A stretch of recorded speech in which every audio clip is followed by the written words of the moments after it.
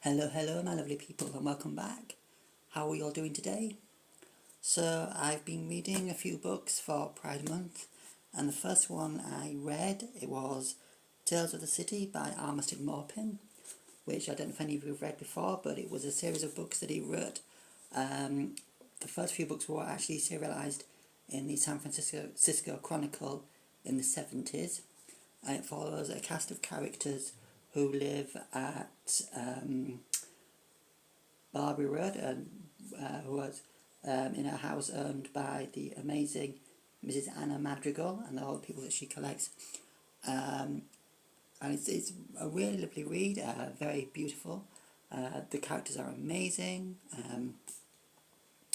It was a very, very quick read and doesn't take very long at all because, as I say, it was originally serialised in the newspaper. So each chapter, if you like, is only a couple of pages long. So it goes very, very quickly, and this is what it says on the back. Originally serialised in San Francisco Chronicles in the 1970s, Armistead Maupin's Tales of the City afforded a mainstream audience of millions its first exposure to straight and gay characters experiencing on equal terms the follies of urban life. Among the cast of this groundbreaking saga are the lovelorn residents of 28 Barbary Lane, the bewildered but inspiring Mary Ann Singleton, Brian Hawkins, who is a serious womanizer, Myrna Ramsey, still in a 60s trance, Michael Mouse Tolliver, forever in bright-eyed pursuit of Mr. Right, and their marijuana-growing landlady, the Mrs. Madrigal. Hurdling barriers both social and sexual, Maupin leads them through heartbreak and triumph, through nail-biting terrors and gleeful coincidences. The result is a glittering, addictive comedy of manners that continue to beguile new generations of readers. Now, he has just written the 10th book in the series, which is Myrna of the Manor, which I have and hope to get to read very, very soon. So that was the first book I read this last week. Then the second one was Boyfriends by Kai Spellmeyer. I think that's how you pronounce it. I'm not too sure. But this is Simo and Luca are in love. Luca has loved his best friend Simo for as long as he can remember, but confessing that could ruin everything. And in their tiny, cozier than cozy seaside town, there would be nowhere to hide. Then an anonymous post on the community notice board blows his secret wide open, and suddenly everyone is shipping them hard. Luca and Simo have no choice but to face the truth. Will they risk it all for love, or lose each other forever? So this is a YA novel. It's very, very beautifully written. Each chapter starts off from one of the boys' points of view, and it's basically about longing. Will they actually? They both. We learn both quite quickly. They both are in love with each other, but they both fear telling each other in case they're in their friendship. And it is a very, very small seaside town that they live in, and there are a large cast of characters. They are very, very cleverly written, and it does end with a cliffhanger for book 2, which I'm very, very looking forward to. On Storygraph, I gave this 4.5 stars, and for Tales of the City on Storygraph, I gave 5 stars.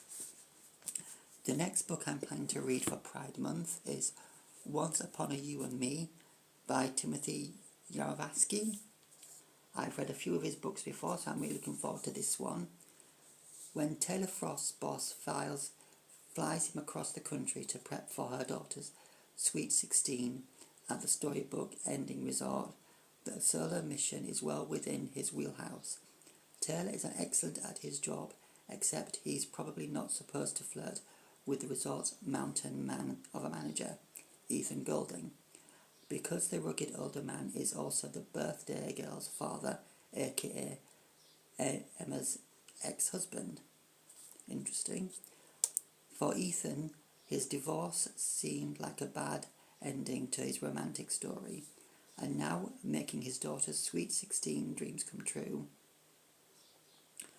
is the closest he'll get to the kind of magic happiness in fairy tales, until adorable Taylor has him wondering if maybe this is just the beginning of a more erotic kind of bedtime story. Ooh, sounds spicy. So that's the next book I'm going to be reading for Pride Month. Now I also have got a few new books which I want to share with you as well. So this is also another one for Pride Month, which is Here Comes Summer by Georgie Kane. Now this is just freshly published. Two ex-boyfriends, one perfect holiday. Can they leave their baggage behind? When Brady Gibson is asked to be a travel ambassador for an LGBTQIA travel company, he's thrilled. Poolside cocktails, gorgeous views, it might just heal the pain from his breakup from Hayes Carter 9 months ago. None of Brady's followers know about the split, as Brady's relied on a backlog of photos to keep posting. But the company want the perfect couple they see online, and that couple no longer exists. Hayes has given up on Brody and social media to get all together, using his broken heart as a motivation for medical school. But school is expensive, and so when Brady calls with the lucrative proposition that will pay his fees, he accepts as long as they promise to keep things platonic. But after a hot summer travelling the major European cities, will this couple find their fake dating turning to real love? Ooh, that sounds very interesting. So that will be probably, I might get this before the end of the month, but who knows. Then I went into two charity shops. I found two novels by Greg Moss. So the first one is The Coming Darkness, which is this one. And then the second in the series is The Coming Storm, which is this one. So they both sound interesting. And then my friend gave me an early birthday present, which is I've forgotten what they call themselves now, the Empress Collection. And this one is Jane Eyre by Charlotte Bronte.